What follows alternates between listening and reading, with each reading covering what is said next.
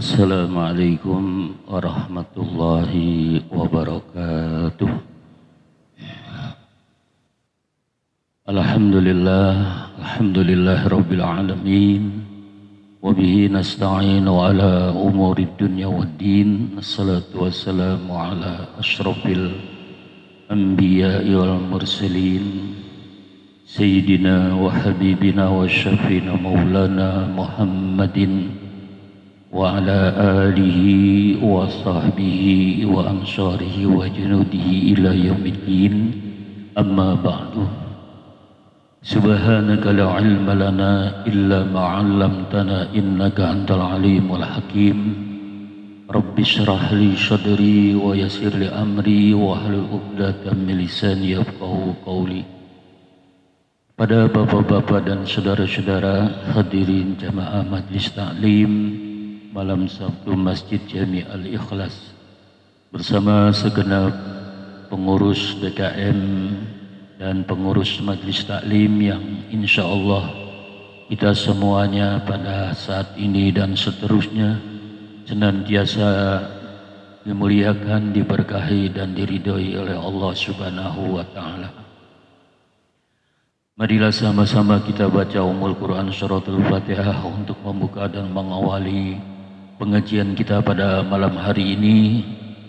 Mudah-mudahan dengan mukjizat, karamah, barokah dan sir surah Al-Fatihah Allah berikan kepada kita iman, Islam, ihsan yang kuat, ilmu-ilmu yang manfaat, sehat, afiat, panjang umur dalam taat, dimudahkan segala urusan kita dunia dan akhirat.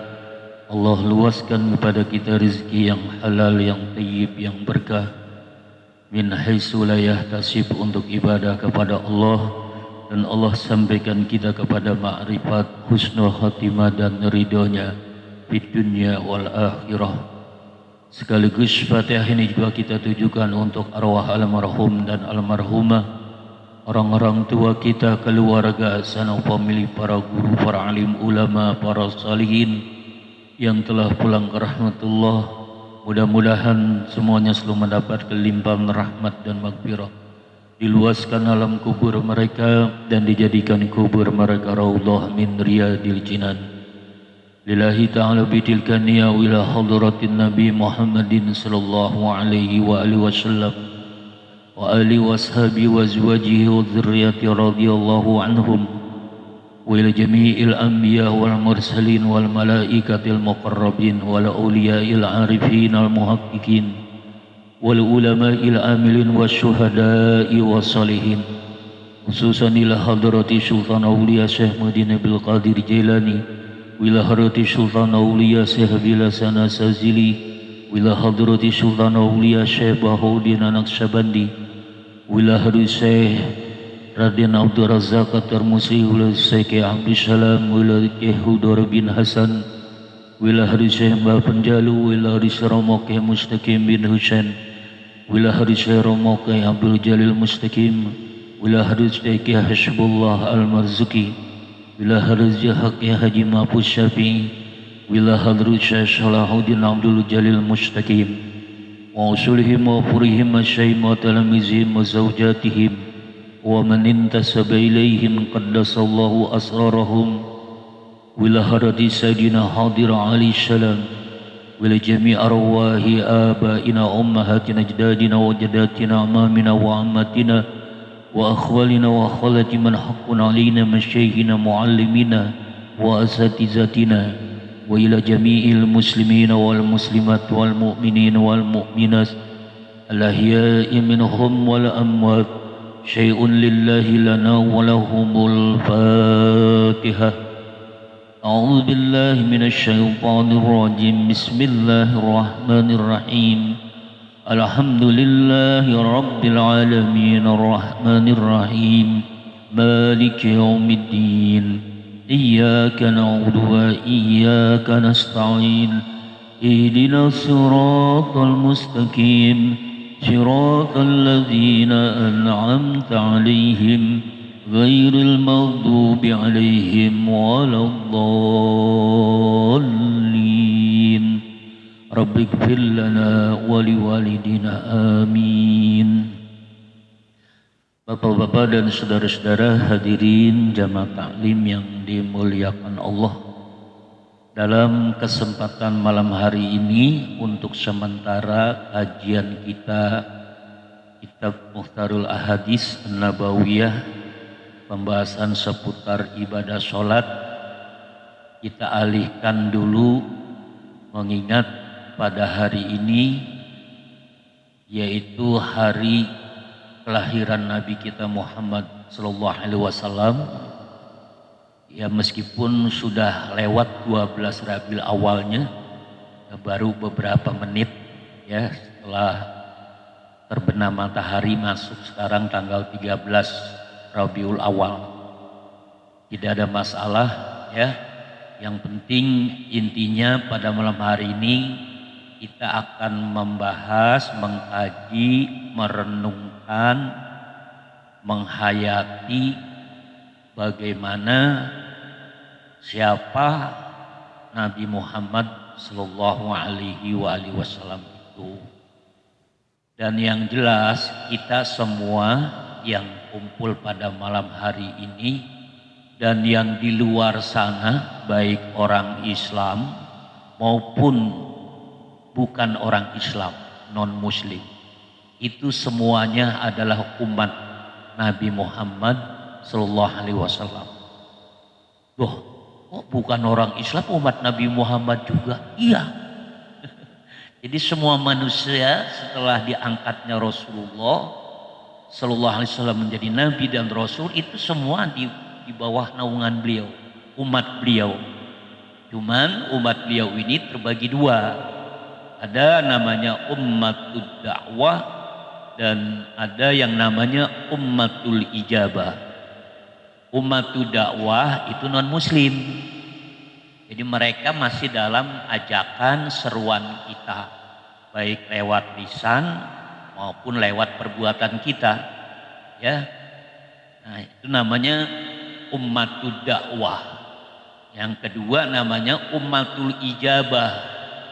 Kita nih yang sudah menerima, memeluk agama Islam, terlepas apakah dia pelajarin atau enggak, ya dia praktekin ataupun enggak, yang namanya orang Islam, muslim atau muslimah, itu namanya ummatul ijabah. Ya. Nah, nanti juga di akhirat ketika kumpul di padang mahsyar dan minta syafaat kepada Nabi, itu bukan umat Islam aja, pokoknya semua manusia. Ya. Kenapa? Karena kan kalau sekarang mereka kan masih tertutup hatinya. Ya, jadi nggak bisa menerima yang hak, nggak bisa menerima kebenaran Nabi Muhammad sallallahu alaihi wasallam. Mereka menolak sehingga menjadi orang kafir. Tapi nanti di akhirat itu kan semua hati manusia dibuka, Pak. Ya, gak usah di akhirat lah, ya.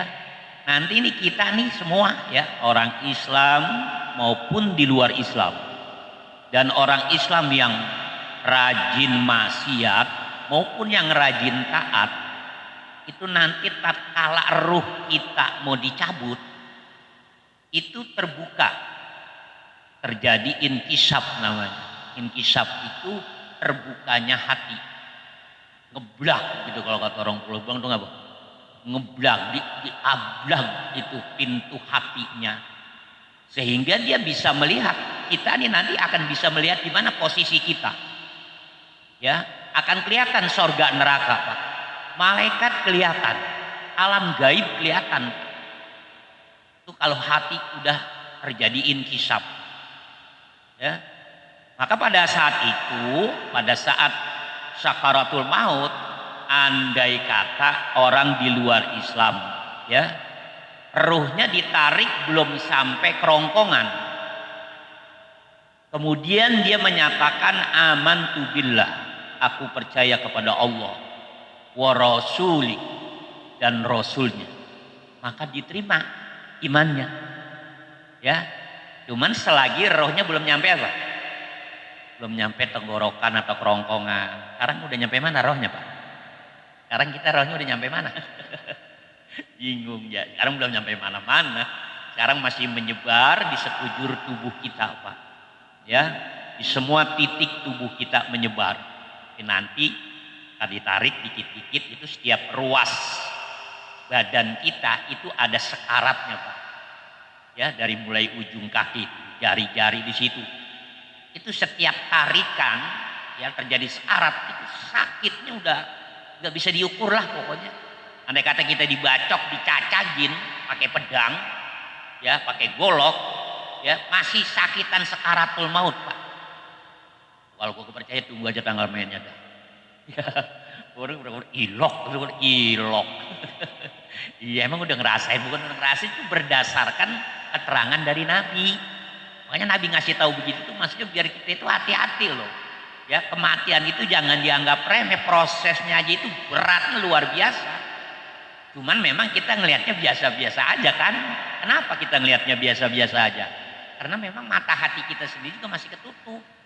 Gitu loh. Andai kata ada orang yang terbuka hatinya ketika melihat orang sedang sekarat, dia nggak bakalan kuat. Kita nggak bakalan kuat melihat orang sekarat.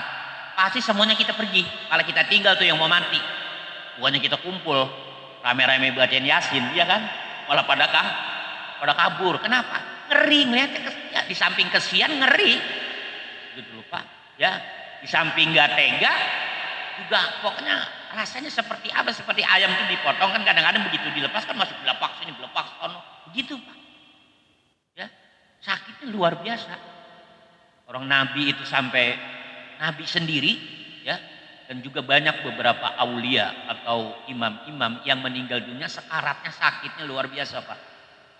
Nabi itu ngasih kabar gitu karena Nabi sendiri rasain Pak. Sebelum beliau meninggal tapi beliau sudah tahu. Dan itu beliau buktikan, oh ternyata memang benar-benar sakit sakaratul maut itu. Lah, bukankah orang-orang yang beriman, amal solehnya banyak dan ikhlas, katanya matinya gampang, sekaratnya nggak susah, nggak sakit. Kok Nabi ngerasain sakit? Nah di sini yang kebanyakan juga kita belum paham, ya.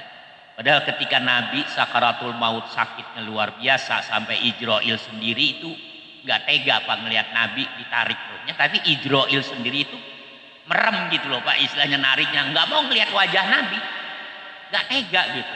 Ya, atau memalingkan rohnya narik tapi mukanya mau kemana gitu, nggak ngeliatin muka Nabi atau jasad Nabi enggak. Sampai Ijrail bilang kepada Nabi, ya Rasulullah ini saya terusin apa enggak, nyabut roh maksudnya gitu loh Pak. Kata Nabi apa? Terusin Ijrail. Tapi saya nggak kuatin. Ya, kamu yang narik, saya yang ditarik, masa kamu yang nggak kuat? Ya kan? Saya sebetulnya yang ngerasain sakit. Tapi kenapa Nabi sampai merasakan sakit seperti itu?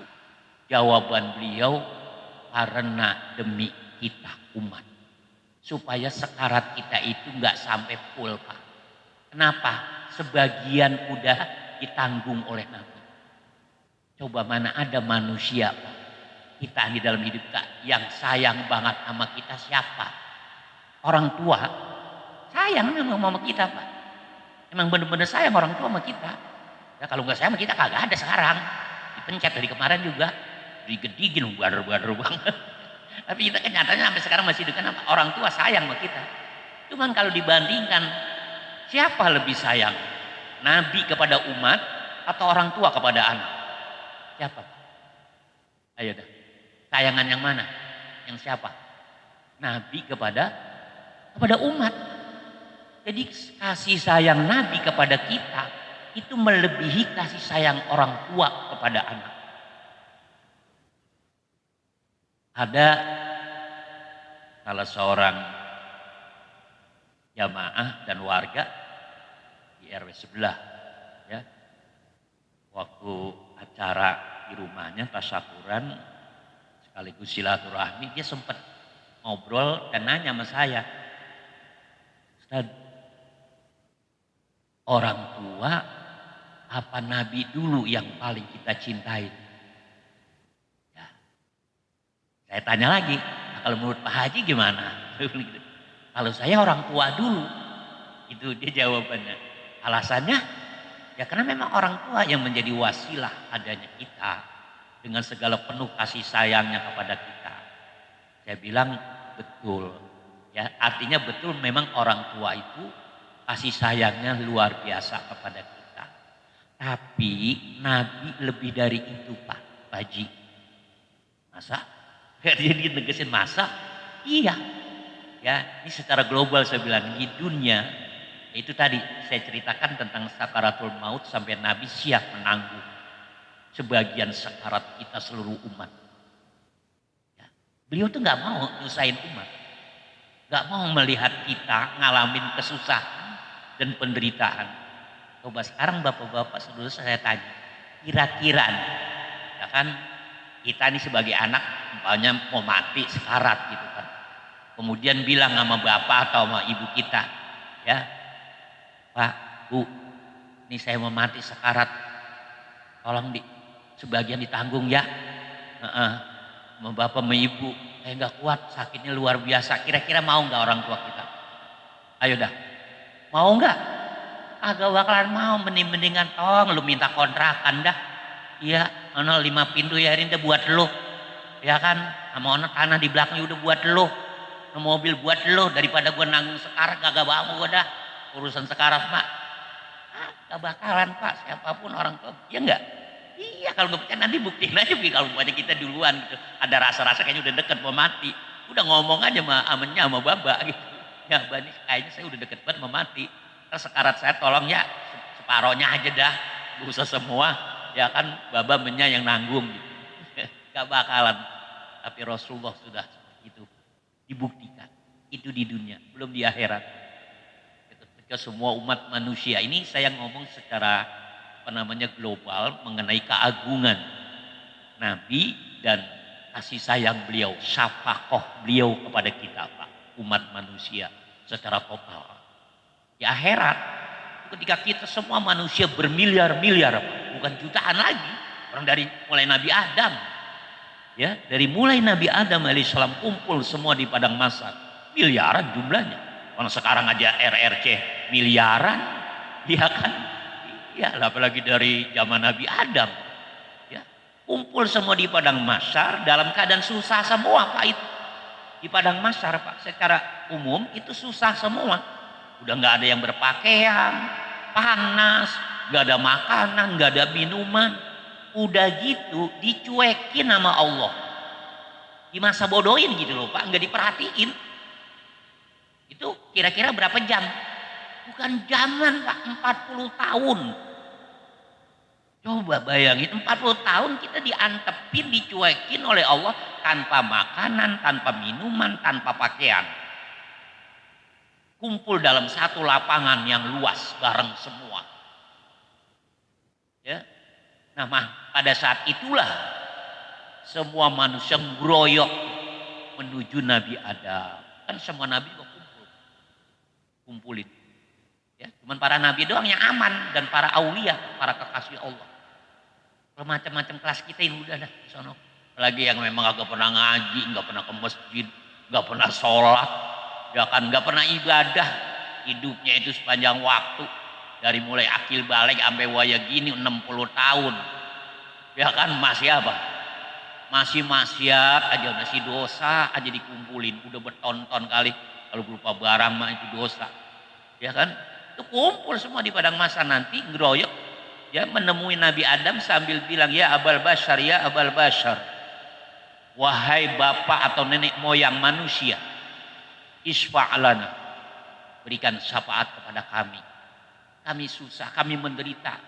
Kami jangan dibiarkan seperti ini. Detailnya seperti itu kan nanti. Semuanya mengeluh, berteriak-teriak, nangis, lari sini, lari sono. Ya, kita minta tolong sama orang tua kita, umpamanya, mbaknya tolongin saya. Ya, sama bapak kita juga sama lagi kesusahan juga. Itu. Ya, orang tua lari sama anaknya minta tolong, tong, neng, tolongin nih gua, orang tua lu. Anaknya juga lagi dalam keadaan jadi nggak ada yang bisa dimintain tolong kecuali para nabi itu. Tuh, kita semuanya sama-sama susah, orang tua, anak, ya, semuanya susah. Nggak ada yang bisa diandelin. Orang sama-sama keblangsak semua nanti rata-rata gitu Pak di sana. Nah ketika ke Nabi Adam Ya, Nabi Adam jawabnya apa? Nafsi, nafsi. Terjemah bebasnya masing-masing aja dah. Itu. Kalau terjemah yang sebenarnya nafsi, nafsi itu maknanya aku takut dengan diriku yang memang juga punya salah kepada Allah. Apa salahnya Nabi Adam? Waktu di mana? Di sorga makan buah hudi, bukan makan duren. Makan duren enggak salah, ya. Bukan makan apel, bukan makan delima, ya. Makan buah hudi yang dilarang oleh Allah. Meskipun itu kasus udah ditutup lama, Pak. Nih, haubnya, khosyahnya para nabi, para rasul. Ya, mereka suci, nggak punya dosa, pahala udah nggak bisa diukur. Ibadah luar biasa, tapi masih takut sama Allah. Lah kita yang dosa banyak banget, maksiat mulu, kotor, berani banget sama Allah. Itu kita. Nabi Rasul enggak. Takut. Nabi Adam tuh berpikir, meskipun kasus saya sudah ditutup sekian lama, udah nggak bakalan diangkat lagi ke permukaan oleh Allah. Bisa saja Allah itu mengangkat lagi. Kasus itu dibuka, digelar lagi. Kalau itu dibuka, digelar, pasti saya dipanggil, disidang lagi. Dan pasti Allah marah sama saya. Nafsi, nafsi. Udahlah. Ya, kalian urus diri kalian semua masing-masing. Itu ungkapan Nabi Adam, Pak, kepada kita semua umat manusia. Tambah sedih kan? Begitu minta tolong sama istilahnya manusia yang pertama sebagai nenek moyang lah begitu. Nyerah. Lari ke Nabi Nuh. Kita nanti semua manusia. Apa jawaban Nabi Nuh? Sama dengan jawaban Nabi Adam. Nafsi-nafsi. Sampai ke Nabi Isa juga sama, Pak. Ya, apalagi Nabi Isa, Pak. Beliau itu ketakutan banget Nabi Isa. Ya, ketakutan kenapa? Ketika beliau bilang nafsi-nafsi, aku takut dengan diriku yang akan disidang, dipanggil oleh Allah. Karena umatku banyak yang mempertuhankan aku. Pasti aku ditanya karena aku nabinya, rasulnya. Bayangan beliau itu, ya, Allah nanti bakalan nanya, Isa, kenapa umat kamu suruh untuk menyembah kamu, bukan menyembah saya? Aku ditanya begitu, Pak, bayangan Nabi padahal mah kagak. Ya, cuma itulah, Pak. Ya, batin, ruh, jiwa para nabi, para rasul, orang-orang suci seperti itu. Suci tapi merasa kotor. Nah, kalau kita kotor malah ya, kita kotor, belepotan malah merasa Nah, itulah kita. Kemudian jadi pada nyungsang semua kita ini. Kebalik. Makanya dengan maulid itu tujuannya sebenarnya ke sana, Pak. Supaya kita tuh nyadarin kehilapan-kehilapan, kesalahan-kesalahan kita ya, dengan apa yang diajarkan oleh para nabi, para rasul, ya, terutama nabi kita Muhammad sallallahu alaihi wasallam. Lah, ketika minta tolong kepada Nabi Isa, jawabannya seperti itu. Ya, aku juga punya salah kepada Allah. Saya bakalan ditanya mengenai umat saya. Kenapa sampai ada Trinitas? Kenapa sampai ada 3 Tuhan? Emang lu yang ngajarin? Kalau bahasa kita begitu. Aku digituin sama Allah, lu ngajarin begitu ya? Allah kan nanti itu, Pak, ya. Pada hari kiamat, ya, di padang mahsyar ketika manusia kumpul, itu Allah dalam keadaan puncaknya marah. Nabi pernah bilang begitu, Pak. Nanti, ya, di hari kiamat Allah itu sedang memuncak marahnya. Ya, yang mana sebelum itu Allah nggak pernah marah kayak gitu. Dan habis itu udah nggak bakalan lagi marah lagi kayak gitu. Ini benar-benar puncaknya, makanya para nabi istilahnya gemeteran loh, Pak. Lah kalau para nabi ada gemeteran, ketakutan, bagaimana kita? Coba dah. Kita nanti gitu, Pak, begitu bangkit dari alam kubur, digiring ke padang mahsyar, yang bebayang, yang kita ingat, kita pernah nabok orang, pernah nonjok orang, pernah maki-maki orang, pernah mindahin patok. Aku mindahin patok. Iya. Ya kan, mafia tanah ini. Ya kan, iya. Yang pernah grogotin uang. Uang rakyat. bikin sengsara rakyat, semuanya diubah itu Pak. Ingat semua itu semuanya seakan-akan catatan itu ada di lupuk mata kita Pak. Ya, dan memang nanti semuanya detail Pak, laporan itu dari para malaikat. Kita begini begitu itu semua ada nanti datanya Pak.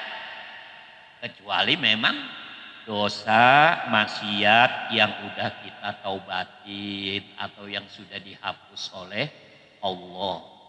Ya, kalau kata Allah, hai malaikat raqib atid, apa yang kurang beres dari si A, dia udah istighfar, dia udah taubat, mas saya hapus. Ya hapus.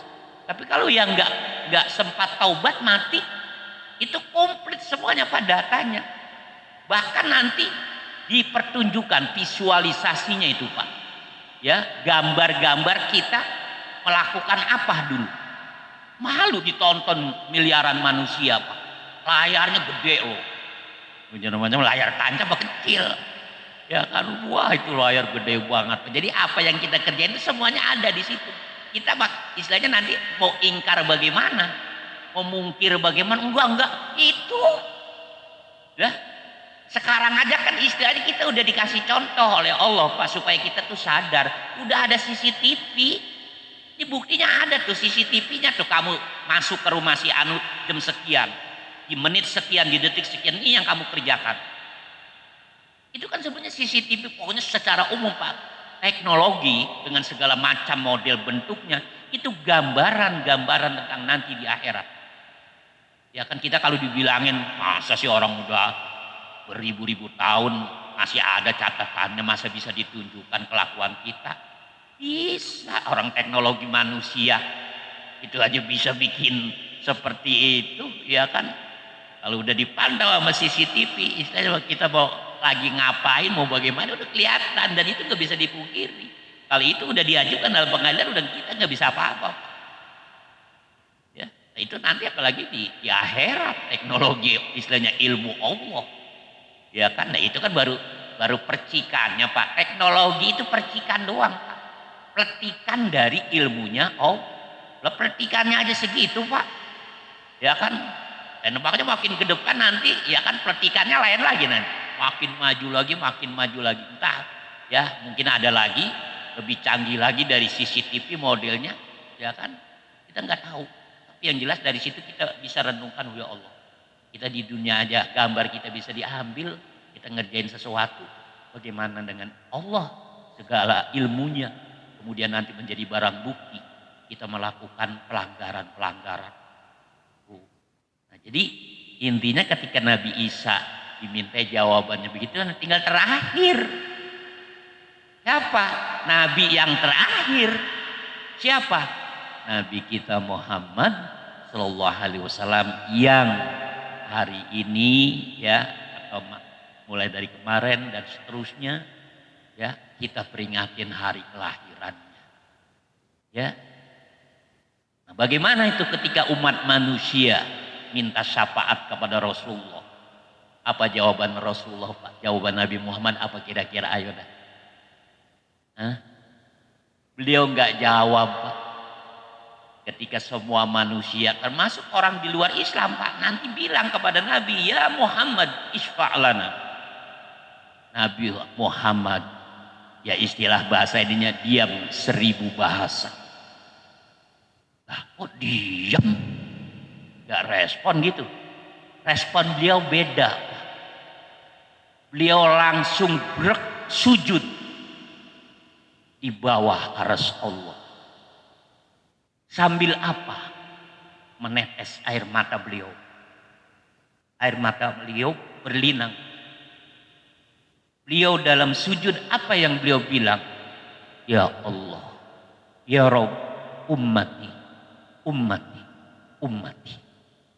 Umatku ya Allah, umatku ya Allah. Itu yang Nabi ucapkan dalam sujud. Kita dipanggil semua dalam munajat dan permohonan Nabi kepada Allah. Pada saat itulah kemudian Allah bilang, ya Muhammad, irfa' ra'saka. Angkat kepala kamu, bangun, bangun. Silakan kamu mau minta apa? Jawab Rasulullah itu tadi dalam sujud beliau. Umatku ya Allah, aku untuk mereka. Itu jawaban beliau. Ya.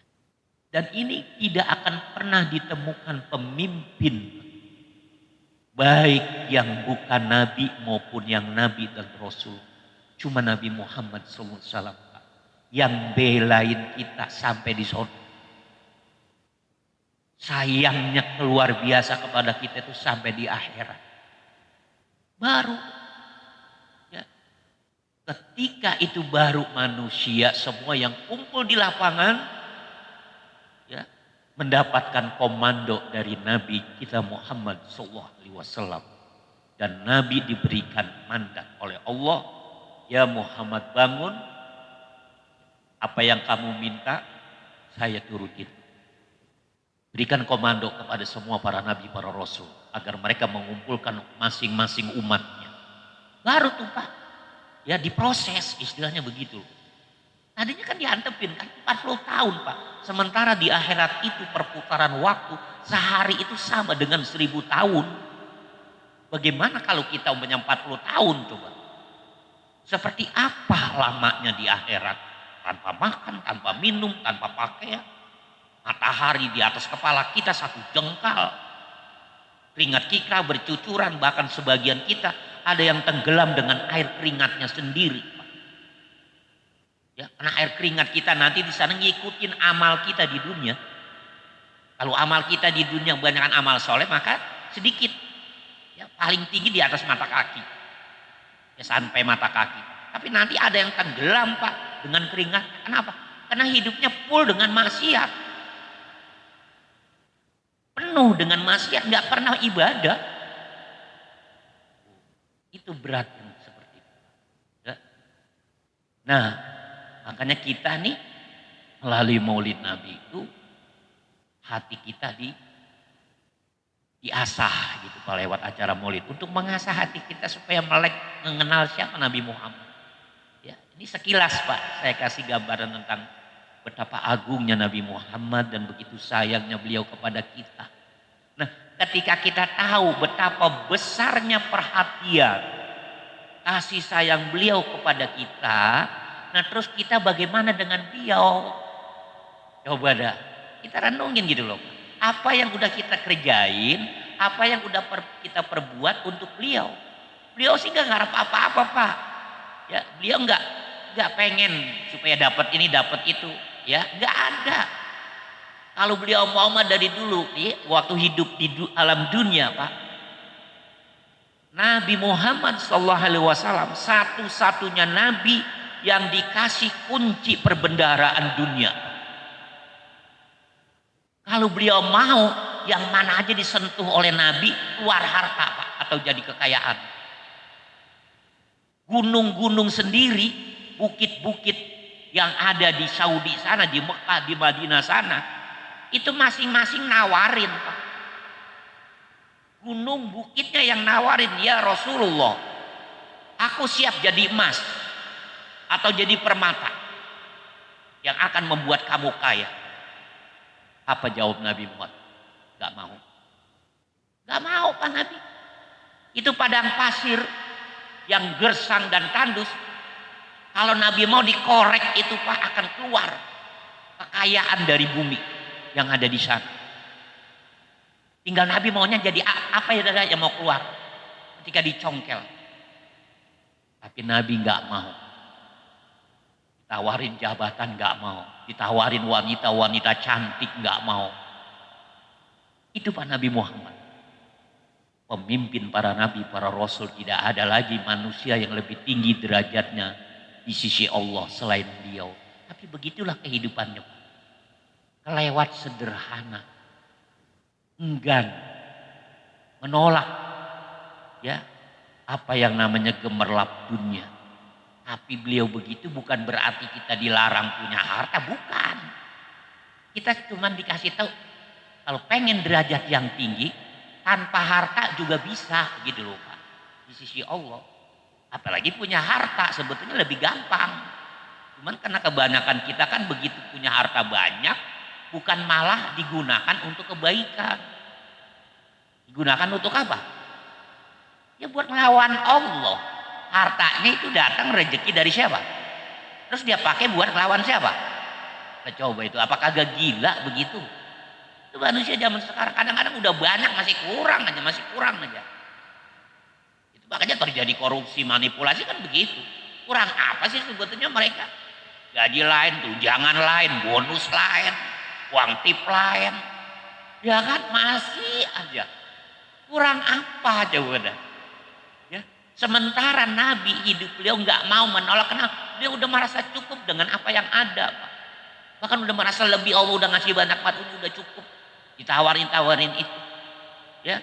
Sampai Umar bin Khattab radhiyallahu an ketika datang ya sowan ke Rasulullah, beliau itu kaget, Pak. Nabi ya bangunkan dari tidur beliau tuh ketika Umar bin Khattab datang. Kemudian Umar dipersilakan masuk dan Umar kaget sekaligus tersentuh, tergugah.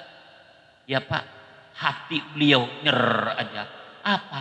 Bekas stiker, Pak. Jeplak di pipi Nabi. Tahu kan jeplak? Iya, berbekas. Ya kayak kita dulu kan dari zaman dulu kan pakai stiker-stiker pandan gitu ya.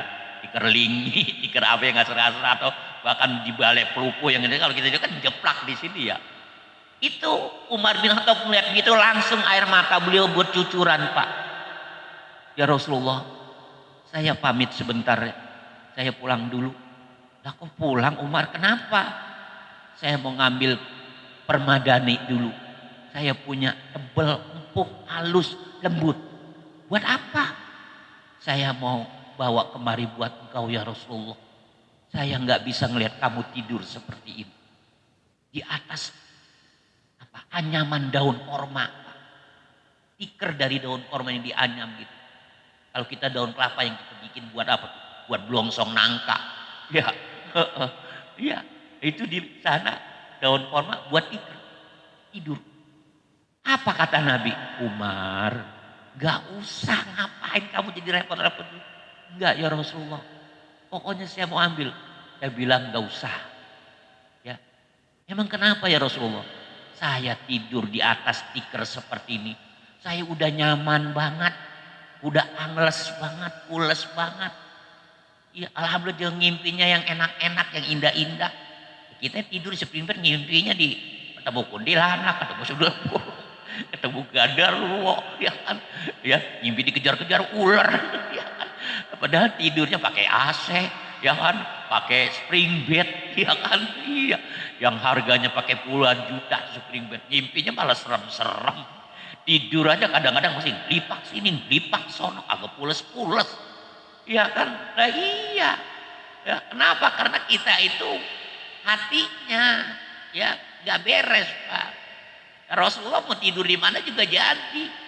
Orang juga pernah beliau pulang dakwah, ya udah larut malam, ya ngetok-ngetok pintu beri salam. Aisyah udah pules banget, kayaknya nggak bangun-bangun, kagak nyaut-nyaut, ketok-ketok pintu beri salam.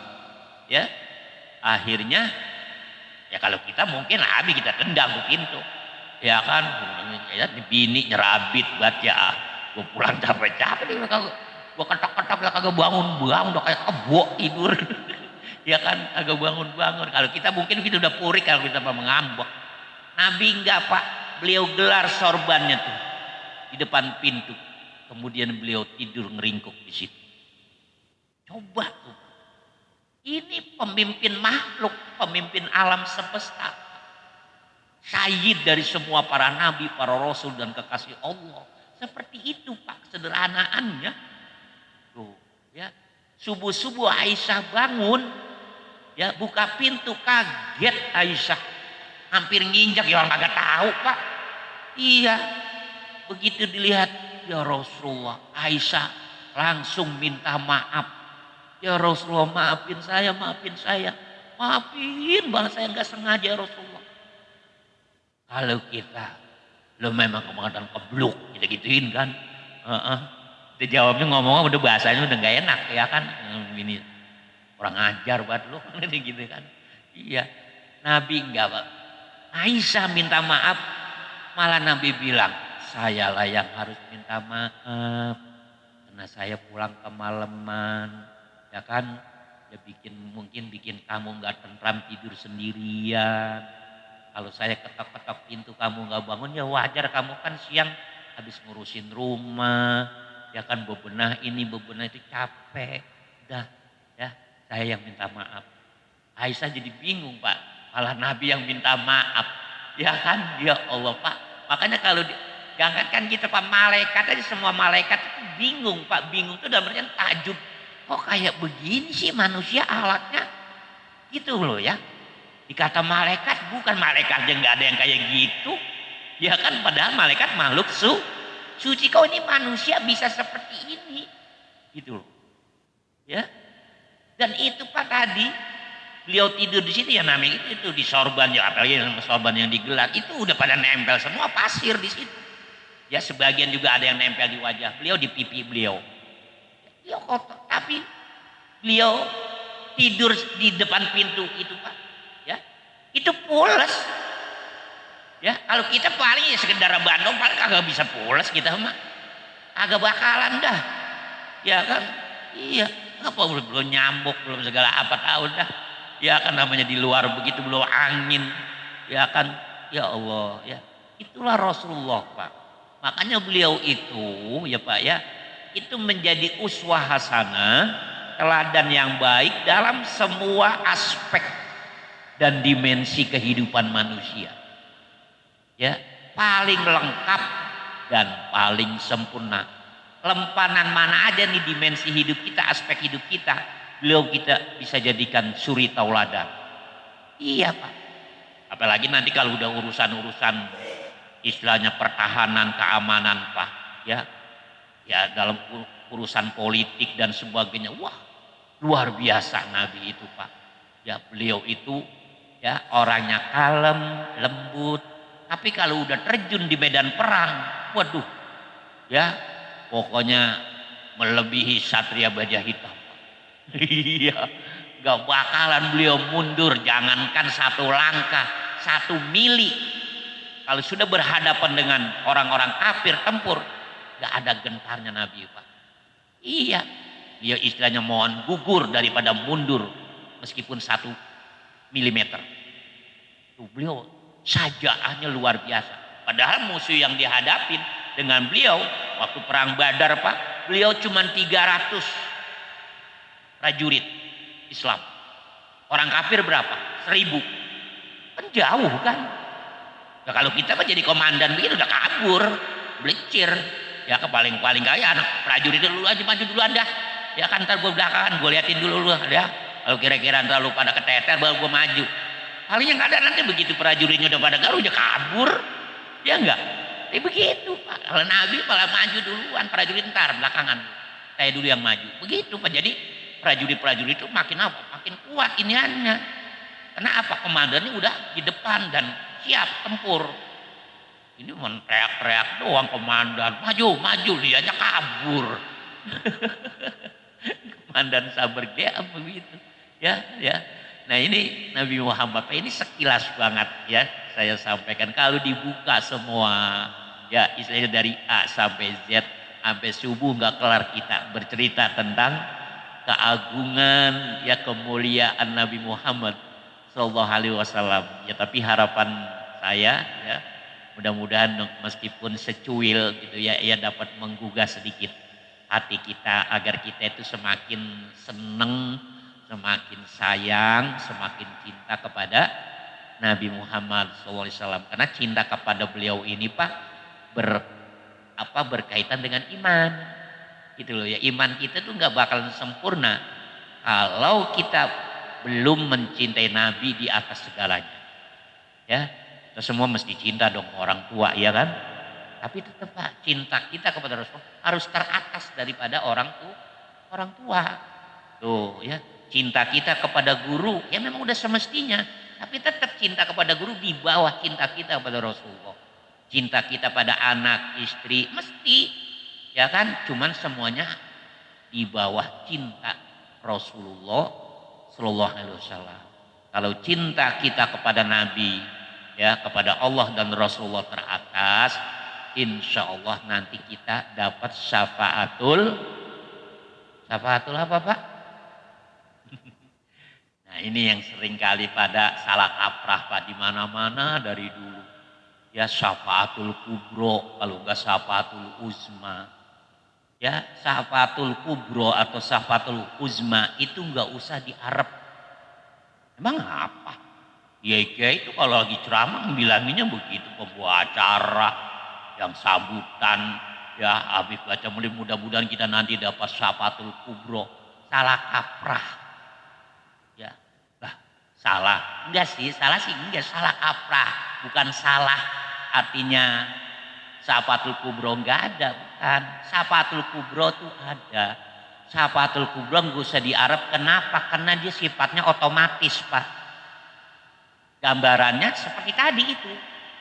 Jadi ketika semua manusia minta tolong, ya, baik yang Islam maupun yang di luar Islam, Nabi kemudian dikasih mandat oleh Allah memberikan komando, akhirnya diproses semuanya, ya, nabi-nabi bersama umatnya. Nah itulah syafaatul kubro, dipercepat prosesnya Pak, ya, nabi-nabi, rasul-rasul, ya, itu syafaatul uzma. Jadi semua orang kafir juga dapat, gitu loh, ya. Pokoknya yang namanya manusia dapat pada saat itu namanya syafaatul uzma. Nah, terus yang kita harap ini syafaatul apa? Syafaatul khosoh, ya, syafaat yang khusus sifatnya Pak. Allah lewat Nabi manggil kita, atau nyelamatin kita, atau mengurangi lamanya kita di neraka, atau langsung diangkat. Ya.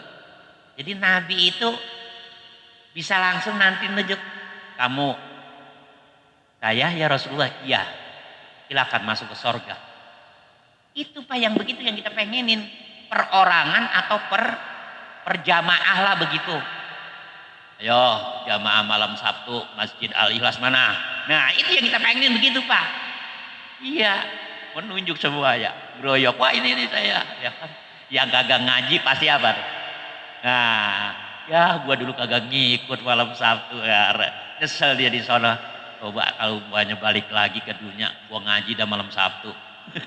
Cuman kagak bakalan gitu. Itu nanti gambaran ini Pak ya, gambaran syafaatul khosoh itu seperti itu. Atau bisa perorangan. Ya bahkan nanti Nabi itu ada Pak, ya diriwayatkan Nabi itu bisa masuk dalam neraka mencari umat beliau yang pernah bersolawat. Wah itu kan namanya syafaatul khosoh. Ya nggak pernah ngaji dia Pak. Ya, sholat jarang-jarang. Ya, gitu gue jarang-jarang. Ya kan, cuma 5 kali kan jarang-jarang. Iya, Nabi cari itu, ternyata ketemu. Itu karena apa? Karena dia pernah seumur hidup doang Pak. Baca selawat sekali, seumur hidup sekali Pak. Iya, itu Nabi masuk ke neraka, ya ketemu kamu ya, seumur hidup baca selawat sekali doang ya Mas ya. Iya ya Rasulullah maafin saya ya, nggak apa-apa. Ayo pegang tangan, ya angkat sama Nabi. Itu Pak baca selawat sekali aja dapat syafaat, apalagi berkali-kali coba dah, ya kan? Ya cuman memang setelah dia udah lama gitu loh Pak, udah lama di neraka gitu kan, nanti Nabi kan lihat data. Nih yang orang Islam tuh ada datanya semua Pak sama Nabi. Ini si Anu kemana nih? Nabi tuh tahu siapa yang nggak ada di sorga. Ya Nabi tahu Pak. Ini nggak ada, ini kemana dia? Dia mampir dulu. Nih kata yang lain nih, mampir kemana? Ke mall. Ke mall mah enak. Ke neraka ya Rasulullah. Emang kenapa? Orang dia nggak pernah ngaji, nggak pernah sholat. Pokoknya dia mau maksiat mulu, dosa mulu. Tapi ada tandanya nanti Pak. Ya ada pernah melakukan sesuatu yang baik meskipun sekali. Apa? Sholawat. Barulah Nabi itu nanti langsung terjun ke neraka. Ya, masuk ke dalam neraka. Nabi nggak kebakar, agak lah. Ya kan? Oh nggak kebakar. Ya, karena Nabi udah dapet ridho Allah yang paling full Pak. Orang kalau udah dapet ridho Allah hidupnya Pak gak bakalan susah, meskipun duit banyak. Ya, lah iyalah. Ini kan udah duit kagak, Allah kagak redo ah, dangsak banget itu mah. Ya kan kita kan yang kalau pengen ya kan harta ada, duit ada, Allah reda kalau bisa begitu. Ya kan ini jangan ampe naujubillah ya, udah duit kagak gablek. Ya kan harta kagak gablek. Allah benci lah. Hidup kayak gitu apa yang di enak ya kapan enaknya kan kalau bisa gitu. Nah itu nantilah udah lama tuh dia mampir ke neraka, Nabi masuk, cari ketemu, dipegang, diangkat oleh Rasul. Jadi nanti itu ada umat Islam Pak yang masuk surganya paling bontot, paling terakhir. Udah sekian lama dia tuh ya di apa direndam istilahnya di neraka dah ya kan. Nah, baru dah ya nanti udah bersih ya, bersih di sana tuh udah bersih dosanya gitu Pak. Kan dosa begitu Pak, makanya jangan suka dianggap enteng. Kalau nggak kehapus dengan istighfar dan taubat kita atau tidak terhapus dengan kasih sayang dan kemurahan Allah, nggak ada yang bisa bersihin dosa kita Pak kecuali api neraka. Itu aja. Ya. Api neraka tuh Pak. Ya peletikannya aja kata Nabi jatuh ke bumi ini seujung kuku, hangus bumi sampai lapisan ketujuh gosong Pak. Bagaimana nanti kita bukan peletikannya Pak, ugarannya, ya kan? Ayo dah kita siapin semuanya ya dengan modal cinta Allah, cinta Rasulullah SAW. Mudah-mudahan kita selamat dari dunia sampai akhirat. Lillahi ta'ala al-Fatihah. A'udzubillahi minasyaitonirrajim. Bismillahirrahmanirrahim. Alhamdulillah rabbil alamin arrahmanirrahim maliki yaumiddin. Iyyaka na'budu wa iyyaka nasta'in. Shiratal mustaqim. Shiratal ladzina an'amta 'alaihim ghairil maghdubi 'alaihim waladdallin. Ilanal karim antal karim. Bismillahirrahmanirrahim. Alhamdulillah rabbil alamin. Allahumma shalli ala sayyidina Muhammad wa ala ali sayyidina Muhammad. Rabbana zidna ilman nafi'a warzuqna fahman kamila. Allahumma ya muqallibal qulub tsabbit qulubana ala dinik wa ala mahabbatika wa ala mahabbati rasulik. Rabbana atina fid dunya hasanah wa fil akhirati hasanah wa qina adzabannar. Wa sallallahu alaihi sayyidina Muhammadin wa ala alihi wa sahbihi wa sallam. Walhamdulillahi rabbil alamin. Assalamualaikum warahmatullahi wabarakatuh.